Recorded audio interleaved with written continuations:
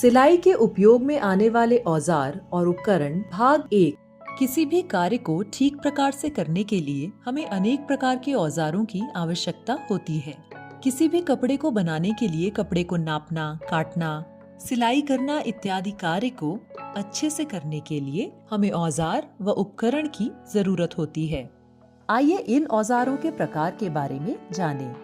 सिलाई के समय प्रयोग होने वाले उपकरणों को उनके कार्य के आधार पर वर्गीकृत किया जाता है। नापने के औजार, मार्किंग औजार, काटने के औजार, सिलाई के औजार, प्रेसिंग औजार।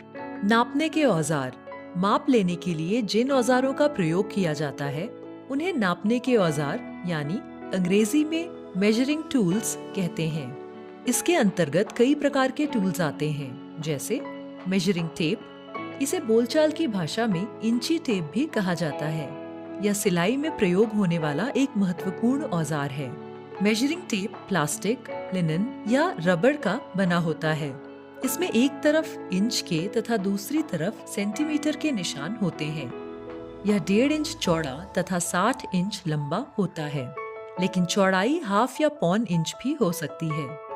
क्योंकि ये लचीला होता है, शरीर और कपड़े का माप लेने के लिए इसका प्रयोग किया जाता है। सिलाई गेज, इसकी लंबाई लगभग 6 इंच होती है। इसका प्रयोग हेम बटन होल, प्लेट्स, टक्स आदि की नाप लेने के लिए किया जाता है। यह धातु तथा प्लास्टिक का बना होता है। इसमें एक स्लाइडर भी होता है जिसे खिसकाकर हम समान दूरी पर माप ले सकते हैं। पटरी, इसे अंग्रेजी में रूलर कहते हैं। इसकी लंबाई 12, 15 या 24 इंच होती है। पटरी का प्रयोग छोटी लंबाई जैसे फेसिंग, टक्स, हेम का नाप लेने के लिए किया जाता है। ये मेटल, स्टील और प्लास्टिक की बनी होती है। मीटर रॉड, यह 100 सेंटीमीटर की लोहे की बनी हुई रॉड होती है। इसका प्रयोग दुकान में कपड़ा बेचते समय नापने के लिए किया जाता है। CPG मेजरिंग टेप, इसका प्रयोग विशिष्ट रूप से कोट की नाप लेने के लिए किया जाता है। इसकी सहायता से छाती, कंधे और बाजू की गहराई एक बार में ली जा सकती है। ड्राफ्टिंग एवं मार्किंग उपकरण, कपड़े को काटने से पहले उस पर निशान लगाने की प्रक्रिया को ड्राफ्टिंग कहते हैं। इस कार्य में उपयोग किए जाने वाले औजारों को ड्राफ्टिंग तथा मार्किंग टूल्स कहते हैं। इसके अंतर्गत कई प्रकार के टूल्स आते हैं। एल स्क्वायर, यह लकड़ी या लोहे का बना होता है। इसे गुनिया भी कहते हैं। इसकी एक भुजा 12 इंच तथा दूसरी भुजा 24 इंच की होती है। यह रूलर से अधिक सटीक है। पैटर्न लेआउट शुरू करने से पहले सामग्री की सीधी रेखाओं को मापने के लिए सुविधाजनक होता है। इसका प्रयोग ब्राउन पेपर पर ड्राफ्टिंग बनाने के लिए किया जाता है। इसका उपयोग हमेशा लपेल्स, कोहनी, स्कर्ट, स्लैक्स, पतलून बनाने के लिए किया जाता है।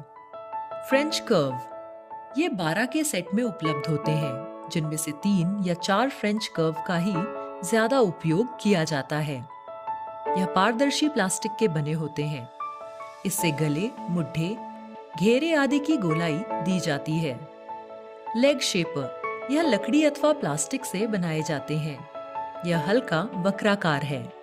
इसका प्राथमिक उपयोग पैर के आंतरिक भाग को मापने और आकार देने के लिए किया जाता है, लेकिन कोट की बाजू आदि की ड्राफ्टिंग करने के लिए भी इसका इस्तेमाल किया जाता है। इसकी लंबाई 60 सेंटीमीटर से 75 सेंटीमीटर तक होती है। कार्ड स्केल, यह मोटे लैमिनेटेड कागज से बना होता है। इसमें दोनों तरफ इंच और सेंटीमीटर में मार्किंग होती है। इसका उपयोग मुख्य रूप से नोटबुक में ड्राफ्टिंग बनाने के लिए किया जाता है, जो भविष्य में रिकॉर्ड के रूप में काम आती है। इसे फैशन डिजाइनिंग व टेलरिंग में इस्तेमाल किया जाता है। मिल्टन चौक, मिल्टन चौक को फैब्रिक चौक भी कहा जाता है। यह मिट्टी की बनी होती है। इसका उपयोग कपड़े पर माप का निशान लगाने के लिए किया जाता है। यह कई रंग में आती है। पोशाक बनाने के बाद उसका निशान ब्रश से हट जाता है। ट्रेसिंग पेपर, ट्रेसिंग पेपर का उपयोग कपड़े पर डिजाइन उतारने के लिए किया जाता है। कलर पेंसिल, कलर पेंसिल का उपयोग ड्राफ्टिंग बनाते समय लाइन खींचने के लिए किया जाता है। सिलाई की लाइन खींचने के लिए नीले रंग तथा कटिंग की लाइन के लिए लाल रंग की पेंसिल का प्रयोग होता है। ट्रेसिंग व्हील, यह एक नुकीला दांतेदार पहिया है। इसका उपयोग सूती रेशमी वस्त्रों में एक ओर के निशान को दूसरी तरफ उतारने के लिए किया जाता है। आपने इस वीडियो में नापने के औजारों और ड्राफ्टिंग एवं मार्किंग के उपकरणों के बारे में सीखा। काटने के, सिलाई के औजारों और प्रेसिंग एवं फिनिशिंग के उपकरणों के बारे में हम इस वीडियो के दूसरे भाग में यानी सिलाई के उपयोग में आने वाले औजार और उपकरण भाग 2 में जानेंगे।